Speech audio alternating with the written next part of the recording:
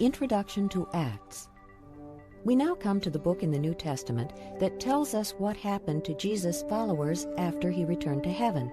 It's often simply titled Acts, A-C-T-S.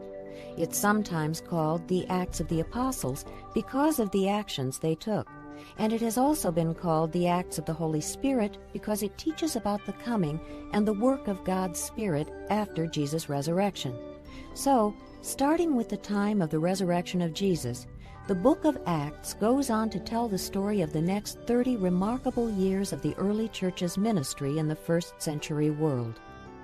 After Jesus returned to heaven, he sent the Holy Spirit, who came and ignited a flame of faith that would spread to the world, continuing to burn steadily in the hearts of his people today.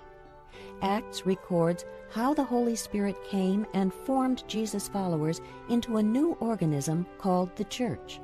Empowered by the Spirit, a small group of disciples carried the flame of faith across the Roman Empire. They preached, taught, healed, and demonstrated Christ's love in synagogues, schools, homes, markets, and courtrooms, and on streets, hills, ships, and roads.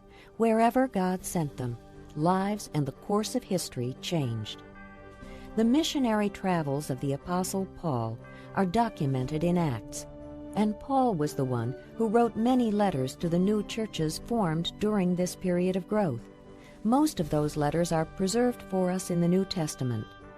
Most believe that around A.D. 61 to 63, Luke, the writer of the Gospel of Luke, also wrote Acts as a sequel to continue to document the important events and issues during this transitional period between Christ's departure and the establishment of the faith. In fact, the initial verses of Acts refer back to the introduction in Luke's Gospel account.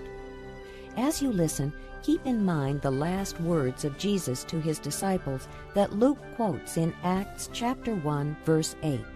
"But you will receive power when the Holy Spirit comes on you, and you will be my witnesses in Jerusalem and in all Judea and Samaria and to the ends of the earth."